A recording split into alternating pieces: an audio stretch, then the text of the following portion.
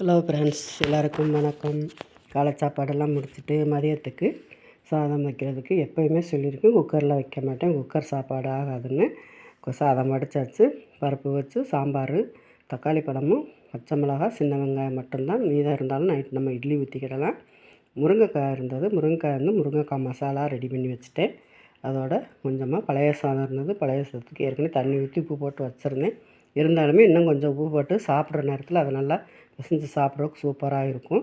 இதுக்கு மிளகு காராச்சேவுன்னு சொல்லிட்டு ஊறுகாய் எதுவுமே இல்லை. இந்த காராச்சேவு வச்சு சாப்பிட்டாலும் சூப்பராக இருக்கும். பழைய சாதத்துக்கு அது ரெடி பண்ணி வச்சாச்சு. மீஷோலேருந்து ஒரு ஆர்டர் போட்டிருந்தோம். நம்ம கர்ச்சிப்பு இந்த மாதிரிலாம் எடுத்து போடுறதுக்கு கடையிலையும் நம்ம வச்சுக்கிடலாம். வீட்லேயுமே சின்ன குழந்தைய ஸ்கூல் போகிற பிள்ளைகளோட சாக்ஸு, கர்ச்சிப்பு, ஜட்டிகை இந்த மாதிரி தேடாமல் இப்போ சின்ன சின்ன குட்டி குட்டி பொருள்களை இந்த மாதிரி போட்டு நம்ம அங்கே தொங்க விட்டுட்டோம்னா தேவைங்கும்போது எடுத்துக்கிடலாம்.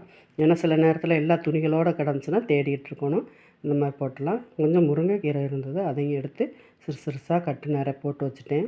ஏன்னா நிறையா இருந்தாலும் நமக்கு தேவை இருக்காது, கொஞ்சமாக தான் நமக்கு தேவை இருக்கும். இது யாருக்காவது கொடுத்துக்கிடலான்ட்டு எடுத்து முடித்து வச்சாச்சு. இது இந்த மாதிரி எதுனாலும் சரி, நம்ம எந்த பொருளையுமே வேஸ்ட் ஆக்காமல் யூஸ் பண்ணுறது நல்லது. இப்படி வீடியோ பிடிச்சிருந்துச்சுன்னா லைக் பண்ணுங்கள், ஷேர் பண்ணுங்கள், சப்ஸ்கிரைப் பண்ணுங்கள், கமெண்ட் பண்ணுங்கள். பாய்.